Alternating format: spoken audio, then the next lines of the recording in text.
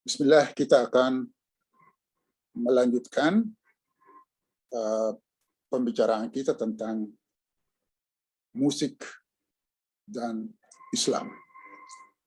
Kali ini mungkin kita sudah masuk ke tahapan yang pokok, yaitu hubungan musik dan agama. Sebelum kita ke agama Islam, saya merasa alangkah baiknya kalau kita membahas kedudukan musik di agama yang lain. Jadi anehnya saya melihat bahwa ada problema musik dengan agama Ibrahim, yaitu ketiga agama tersebut, Yahudi, Nasrani, dan Islam. Ketiga-tiganya mempunyai problema dengan musik. Kita akan melihat problemanya di mana atau terletak di mana. Tapi akhirnya musik itu menang. לך דודי לקראת קלה, פני שבת נקבלה. לך דודי לקראת קלה, פני שבת נקבלה. לך דודי לקראת קלה, פני שבת נקבלה.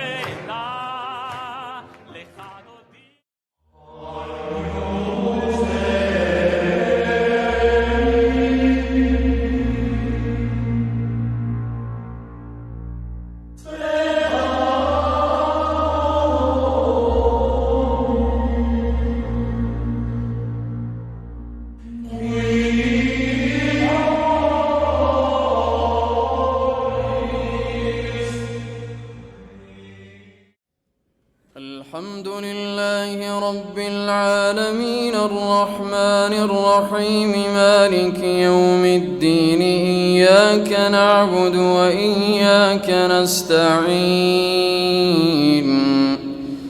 اهدنا الصراط المستقيم صراط الذين أنعمت عليهم غير المغضوب عليهم ولا الضالين.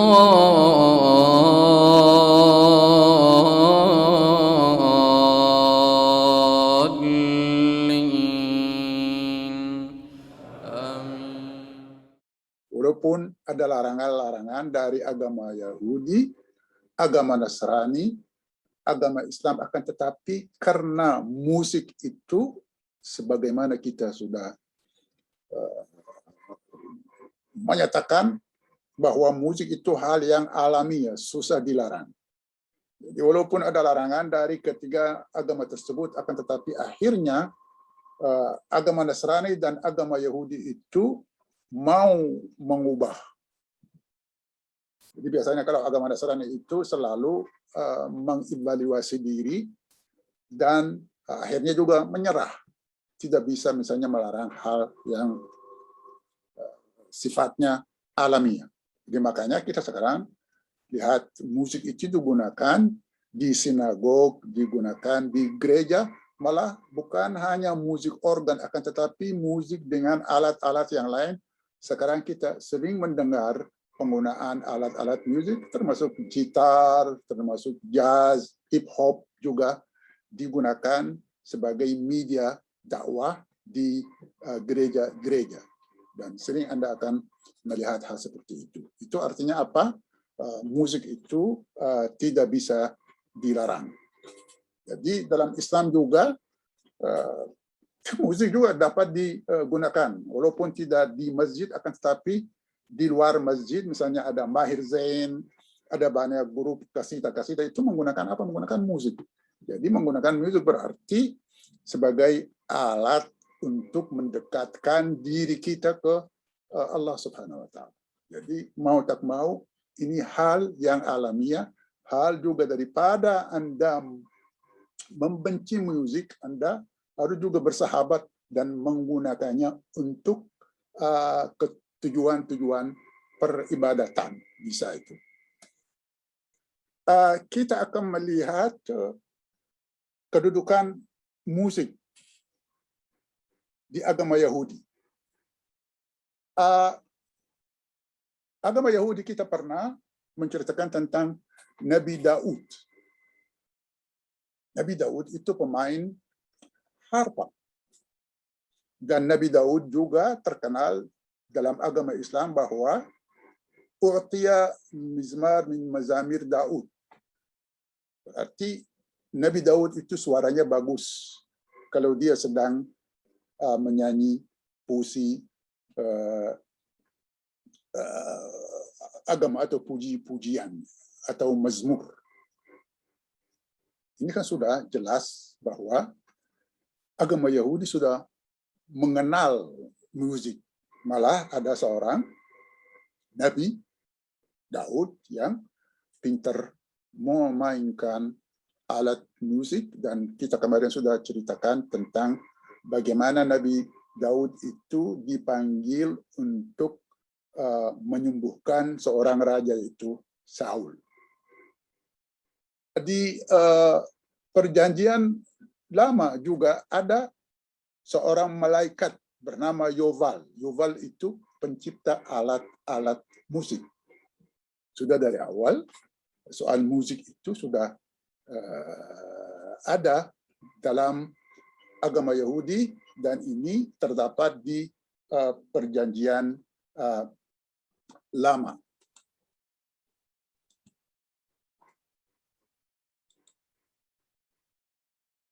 Dalam agama Yahudi, kita pernah cerita tentang Nabi Daud dan bagaimana dia bisa memainkan alat musik harpa dan dapat mengusir arwah jahat dari Raja Saul. Sudah yang saya tadi ceritakan. Disebutkan juga malaikat Yuval sebagai pencipta alat-alat musik dalam Genesis. Genesis itu ada di Perjanjian Lama. Disebutkan di sana seorang bernama atau malaikat Yuval, dia pencipta alat-alat musik. Musik dikaitkan dengan penerjemahan.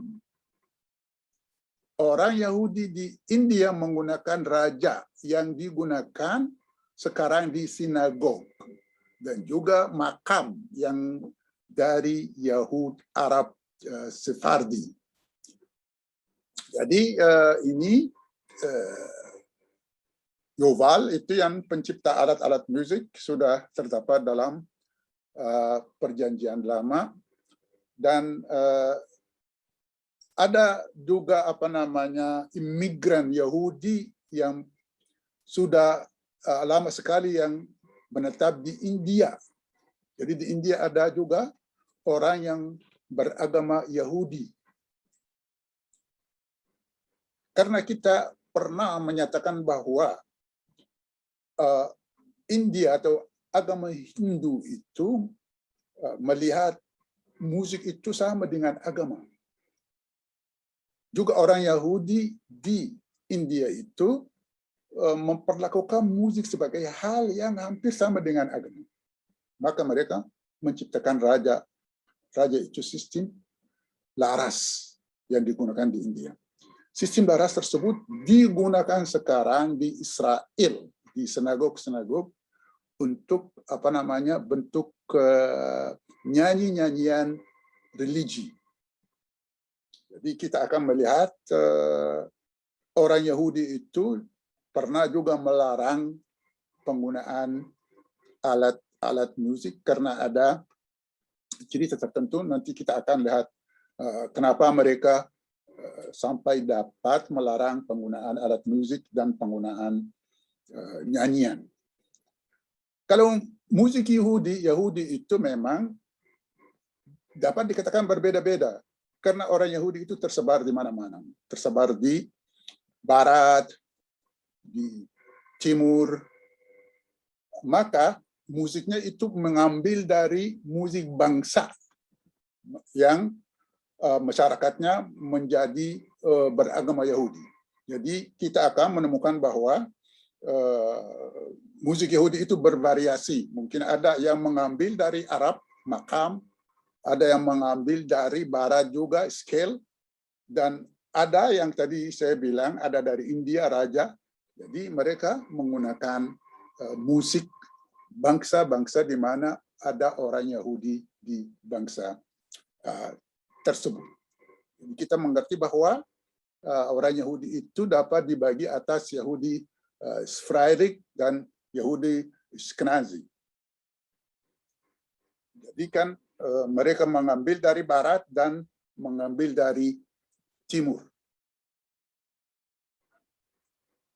Lalu ada seorang Maimonides. Maimonides itu seorang filsuf.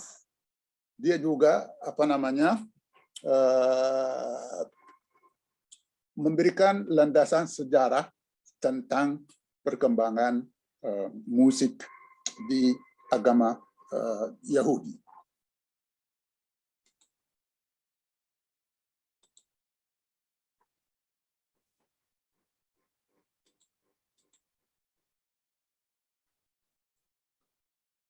From the beginning, in Genesis,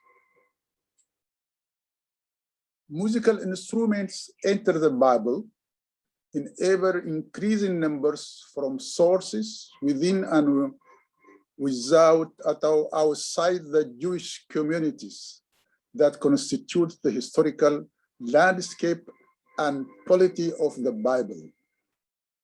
Jadi dari awal di Genesis, alat-alat musik sudah masuk ke Alkitab, Bible, in ever-increasing number, dengan jumlah-jumlah yang besar, within and outside the Jewish community, baik di dalam komunitas Yahudi itu sendiri atau komunitas di luar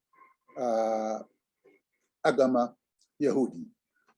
Constitute the historical landscape and polity of the Bible. Ini sudah menjadi landasan sejarah Alkitab. The Psalms identify instruments played as components of ritual and community praise. Jadi Psalms atau Mazmur itu menjadi identitas alat-alat musik yang digunakan untuk menyertai ritual komunitas yang memuji-muji Tuhan. Psalm 150, for example, accounts for all orchestra used to accompany dance no less than prayer and praise in the sanctuary of God. Jadi dalam psalm itu ada gambaran bahwa ada orkestra. Orkestra itu memang ensemble yang menggunakan banyak alat-alat musik. Orkestra itu digunakan untuk apa? Menyertai tari-tari, akan tetapi juga untuk menyertai prayer atau peribadatan and praise in the sanctuary of God, peribadatan yang ditujukan kepada Tuhan. The Psalms also contain frequent references to genre. Jadi psalm tersebut juga mengisyaratkan ada banyak genre atau jenis-jenis ensemble musik tertentu. For example, jadi ini ada contohnya, Shir Hamalut, Song of Degrees, ya artinya nyanyian-nyanyian yang ditujukan kepada tahapan-tahapan, Song of Degrees. At the beginning of Psalm 132, sung during pilgrimage festivals. Ini nyanyian tersebut itu biasanya digunakan atau dinyanyikan ketika orang Yahudi itu mau berziarah ke tempat-tempat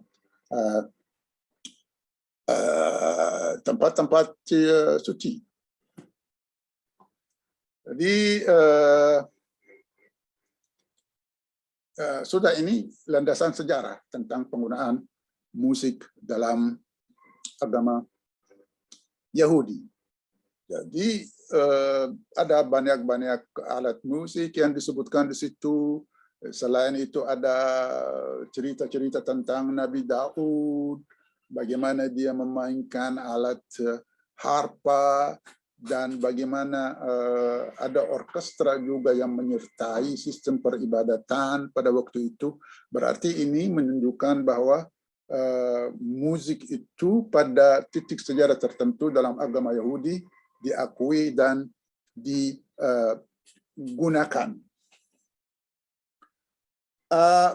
Ada larangan, walaupun demikian dalam agama Yahudi itu ada larangan untuk menggunakan alat musik atau menyanyi, karena memang ada peristiwa yang terjadi pada abad ke-7 Masehi, di mana ada kuil atau candi orang Yahudi yang dihancurkan oleh pasukan Romawi, dan mereka menyatakan bahwa karena kuil mereka itu dihancurkan, maka dilarang untuk menggunakan alat musik atau nyanyi. Karena kalau nyanyi atau menggunakan alat-alat musik berarti merefleksikan kebahagiaan.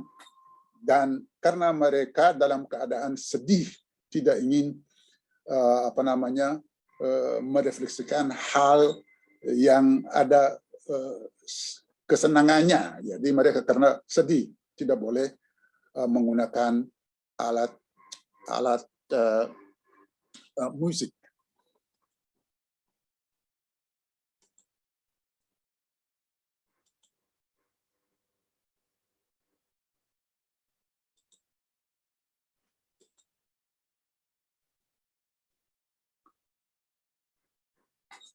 The great philosopher Moses yang tadi saya sebutkan, Maimonides, late 12th century Spain and Egypt, stress the historical reasons for Jews refraining from music, yaitu yang tadi. Jadi Maimonides yang menyatakan hal seperti itu, orang Yahudi melarang penggunaan alat musik karena memang kuilnya dihancurkan. Jadi musik apa saja nggak boleh dimainkan. Ada keterkecualian, tapi itu juga walaupun demikian ada keterkecualian bahwa bisa orang Yahudi itu main musik di tempat-tempat tertentu atau peristiwa tertentu. Jadi misalnya kalau ada pesta pernikahan, boleh musik itu dipakai. Atau misalnya kalau ada perintah-perintah agama tertentu, ada misalnya teks yang menceritakan tentang perintah, juga boleh mereka menggunakan alat musik.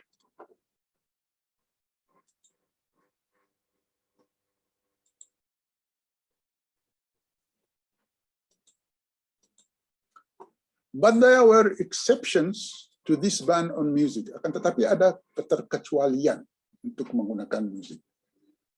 Music was allowed, even required, to enhance a religious imperative mitzvah.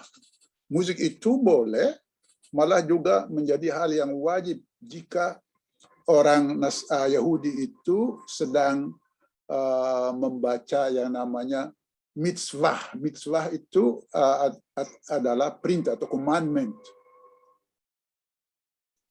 The medieval rabbis known as the Tosafistes clarified that there are no restrictions on singing at wedding.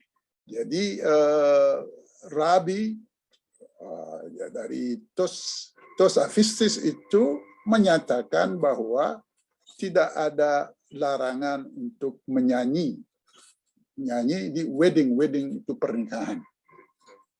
Singing which is associated with mitzvah is permitted.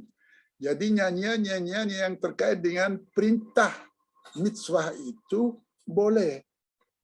For example, seperti rejoicing with bride and groom at the wedding feast. Ya, itu tadi jika misalnya ada pernikahan itu boleh.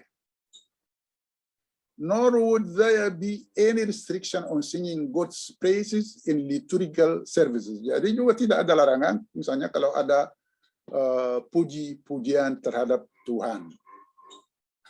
As this midrash makes clear, if you have a pleasant voice, chant the liturgy and stand before the ark. Honor the Lord with your wealth, with that talent which God has endowed you. Jadi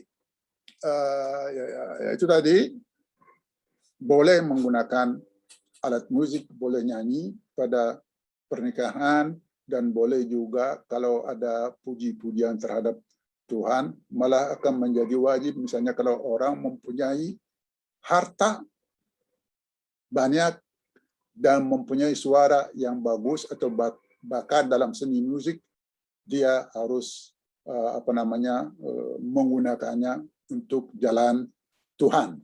Itu bagi pandangan mereka.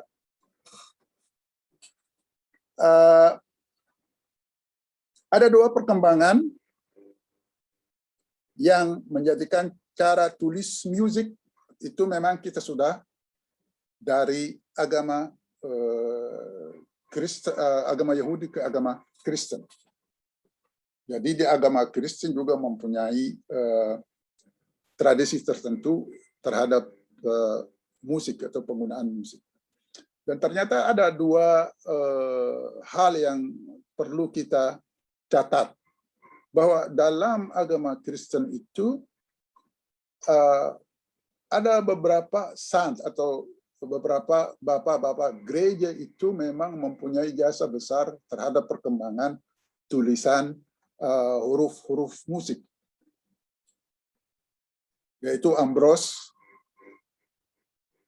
dan yang Guido de Arezzo dan Ambrose, kedua-duanya itu mempunyai jasa sangat besar dalam tulisan huruf musik. Ini sudah jelas dan semua orang sudah mengerti. Sejarah mencatat bahwa mereka berdua itu memang berjasa untuk perkembangan tulisan musik. Akan tetapi juga ada yang melarang musik. Apalagi ini orangnya yang paling penting dalam sejarah teologi agama Kristen, yaitu Saint Augustine.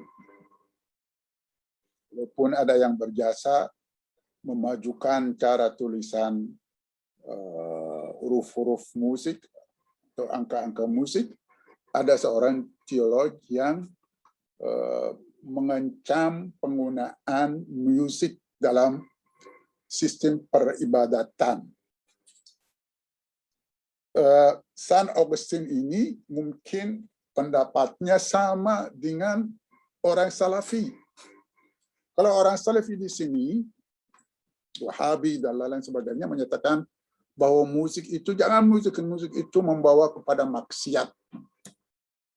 Anda mendengar musik, menggunakan musik, Anda melakukan maksiat.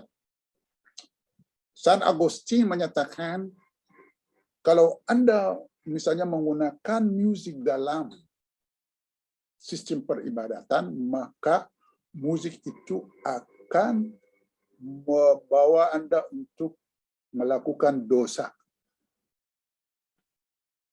Tidak senang, sudah jelas ini ada dua arah yang mendukung dan ada arah yang melarang. Dan ternyata pandangannya sama dengan orang Islam juga yang melarang musik sebagai lahu dan lain-lain sebagainya. Marilah kita melihat.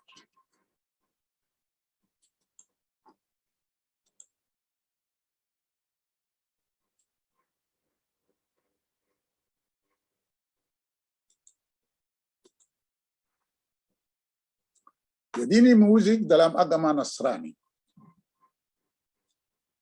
terdapat dua pendapat dalam agama Nasrani. Dan agama Nasrani karena nyanyian puji-pujian, Gregorian chant, kami punya langkah awal cara notasi musik. Jadi karena dalam gereja mereka menggunakan nyanyi-nyanyian puji-pujian yang diistilahkan dengan chant, Gregorian chant. Ada seorang bapak gereja nama Gregory. Gregory itu walaupun ada yang menyatakan kata Gregorian chant itu tidak tepat karena memang ada banyak bentuk-bentuk. Kami punya langkah awal cara notasi musik. Jadi karena ada nyanyian puji-pujian yang sederhana, maka mereka harus menggunakan tulisan atau angka-angka musik yang diistilahkan dengan nama neumens untuk membantu para penyanyi ingat posisi tepat nada. Jadi karena dalam gereja itu ada memang nyanyian atau puji-pujian yang dinyanyikan bersama, harus juga kalau mereka ingin membunyikan nada-nadanya, harus nadanya itu tepat. Tidak bisa tepat kalau tidak ada yang mengingatkan mereka di mana letak suatu nada. Jadi itu langkah awal untuk menciptakan notasi musik, yaitu untuk memberikan tempat atau posisi yang tepat pada nada. Juga seorang Raja Charlemagne berusaha menyatukan nyanyian untuk mempersatukan kerajaannya. Jadi Charlemagne itu sudah dalam sejarah kita ketahui bahwa dia seorang raja yang besar sekali. Dia mempunyai kerajaan yang luas. Dia ingin menyatukan kerajaannya itu dengan apa? Dengan menyatukan nyanyian-nyanyian gereja. Kan? Ini kan sudah ada tujuan politik menggunakan musik, nyanyian di gereja itu dalam tujuan politik, yaitu mempersatukan kerajaannya. Jadi ada dua orang yang tadi, yaitu San Guido d'Arezzo dan Ambrose. Guido d'Arezzo dan Ambrose, mereka berdua itu memang berjasa untuk tulisan musik.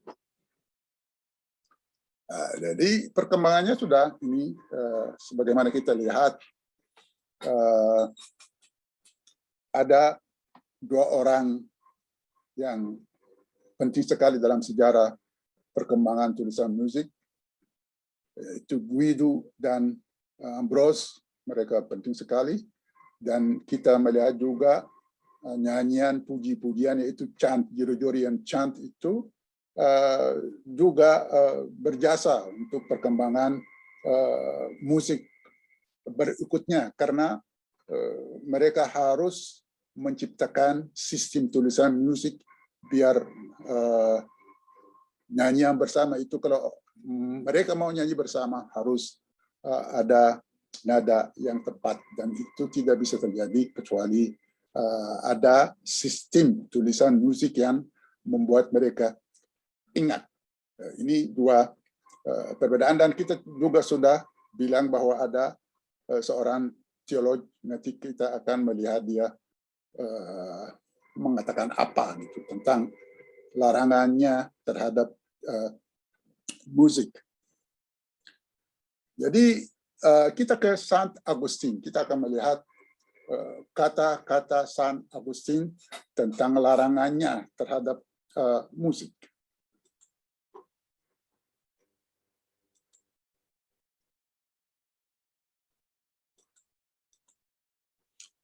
Namun ada beberapa pastor atau bapak-bapak gereja yang tidak senang dengan penggunaan musik, dan lagu dengan alasan mengalih perhatian yang membawa kepada dosa, seperti Saint Augustine yang menyatakan. Jadi Saint Augustine itu sudah orangnya jelas tidak suka musik. Ini adalah katanya, conveys, yang menyatakan the words which give it life. Jadi kalau kata-kata, kalau kita menggunakan kata-kata, memang kata-kata itu memberikan hidup. It is, he admits, akan tetapi dia juga mengakui bahwa ini bagus. Jadi kalau kita menggunakan hanya kata-kata itu bagus, karena kata-kata itu sudah cukup memberikan kehidupan kepada kata-kata yang kita ucapkan. But to the extent that it enthralls the worshippers with its own seductive. Jadi ini mengenai musik. Kalau kita menggunakan musik itu, musik akan menggairahkan, seduktif, menggairahkan orang, sehingga orang itu bisa perhatiannya teralih ke hal-hal yang lain, ke hal-hal yang membuat dosa. The words which give it life, it is, he admits, good. But to the extent that it enthralls the worshipper with its own seductive sensuousness, he condemns it as an invitation to sin. Sudah jelas, ini menurut dia akan membuat orang melakukan dosa. Kalau Wahabi, bagi mereka orangnya bisa melakukan maksiat.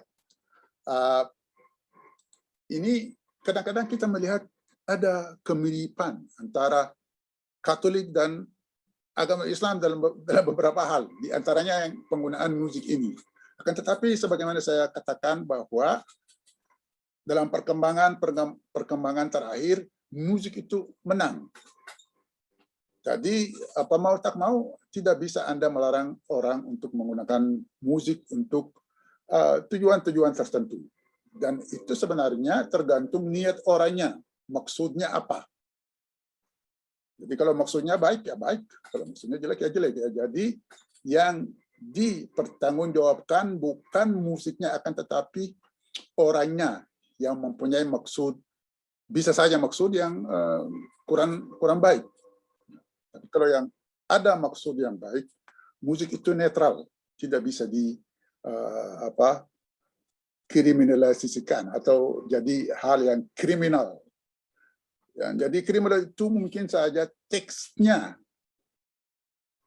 kata-kata yang menyertai musik itu mungkin yang jadi masalah. Jadi kalau ada ungkapan bahwa hasanahu hasan wa qabihahu qabih, itu sebenarnya bukan untuk musik, tapi untuk kata-kata yang menyertai musik. Itu harusnya kita jelaskan. Lain halnya dengan gereja Protestan. Gereja Protestan itu kalau misalnya ada, itu pada abad 16. Kalau misalnya abad 4 Masehi ada seorang Saint Augustine yang melarang musik, akan tetapi pada abad 16 ada seorang juga penting dalam sejarah agama Kristen, yaitu di Protestan, Martin Luther. Martin Luther itu orangnya sangat mendukung penggunaan musik, apalagi dia juga seorang penyanyi, pemain lir, dan juga pencipta syair puji-pujian terhadap Tuhan. Dalam agama Protestan juga ada perbedaan. Ada yang namanya regulatif dan normatif. Penggunaan normatif dan penggunaan regulatif. Regulatif itu walaupun menggunakan musik, tapi harus dengan persyaratan yang ketat. Ada persyaratan yang harus menyertai penggunaan musik. Dalam agama Islam juga ada, Ghazali juga memperboleh sama kita mendengar, akan tetapi dengan persyaratan yang ketat, yaitu regulatif, mengatur. Lain halnya dengan normatif. Normatif itu pendapat Martin Luther. Orang bisa menggunakan musik secara kreatif. Boleh Anda menggunakan sistem musik apapun, lagu apapun, yang penting Anda memuji Tuhan dengan cara berkreatif dalam bermusik. Lain hanya dengan orang Protestan lain namanya Calvin. Calvin itu lebih ke arah regulatif. Tetapi juga pada akhirnya juga Calvin juga melarang penggunaan musik dalam gereja dia. Kita akan melihat.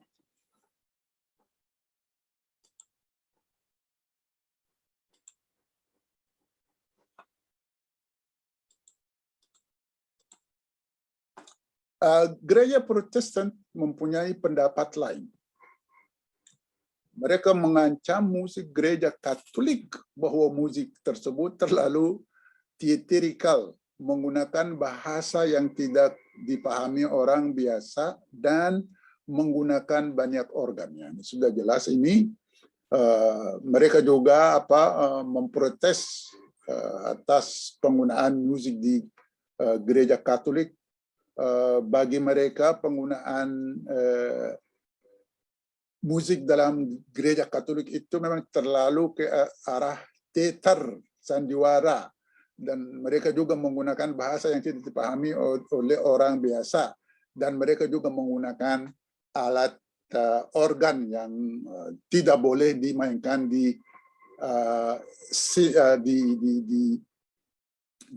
sinagog, yaitu Yahudi, dan juga mereka juga Protestan tidak terlalu, apalagi kalau Calvin, mereka tidak suka menggunakan organ.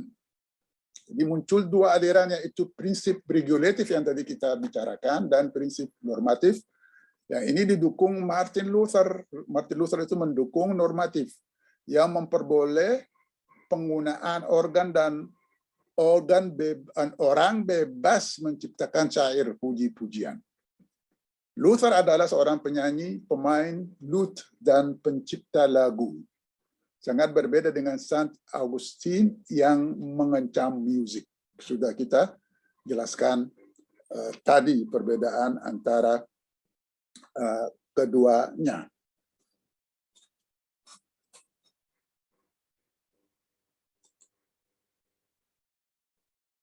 Always loved music. Whoever has skill in this art, ini kata Martin Luther, is of good temperament, fitted for all things. We must teach music in schools. A schoolmaster ought to have skill in music, or I would not regard him. Neither should we ordain young men as preachers, unless they have been well exercised in music. Memang Martin Luther itu sangat mendukung penggunaan musik. Malah dia beranggapan kalau musik itu harus diajarkan di sekolah. Jadi bagi dia juga seorang kepala sekolah harus dia berbakat musik. Dan dia juga tentang orang khatib atau orang penceramah dalam agama, harus dia juga pinter atau berbakat musik.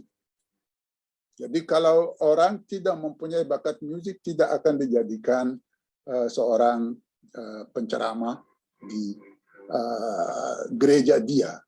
Itu saking pentingnya musik bagi seorang Martin Luther yang kita sudah menceritakan bahwa dia orangnya juga bisa menyanyi, bisa menciptakan lagu, dan juga bisa menciptakan puisi keagamaan.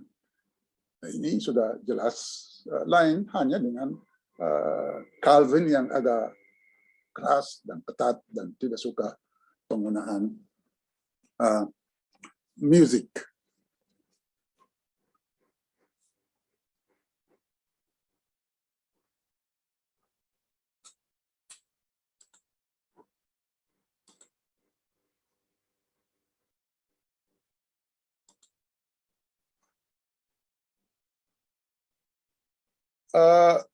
Luther said that music ought to be accorded the greatest honor and a place next to theology. Malah Luther mengambil langkah lebih lagi. Dia menyatakan bahwa musik itu mempunyai tempat sangat tinggi, sehingga itu bisa jadi seperti teologi atau theology. Though it is great importance, karena musik itu penting sekali. During the Reformation, Luther did much to encourage the composition and publication of hymns. Juga Luther itu berjasa untuk perkembangan penciptaan hymns atau pujian terhadap Tuhan, and wrote numerous worship songs. Dia membuat atau menciptakan banyak nyanyian-nyanyian yang penuh dengan puji-pujian dalam bahasa Jerman. In keeping with the normative principle, Luther popularized the use of songs inspired by scripture as opposed to Calvinist. Yang sudah jelas ini, karena bagi dia musik itu penting sekali, sehingga dia mendukung normatif, bukan regulatif. Dan itu Anda berkreatif untuk menciptakan lagu untuk memuji Tuhan. Lain hanya dengan Calvin yang menggunakan regulatif, yaitu peraturan ketat terhadap penggunaan musik dalam gereja. Dan akhirnya juga Calvin itu melarang musik. Sudah jelas ada gambaran antara Calvin dan antara Martin Luther. Mungkin cukup sampai di sini, dan kita akan lanjutkan di episode yang akan datang.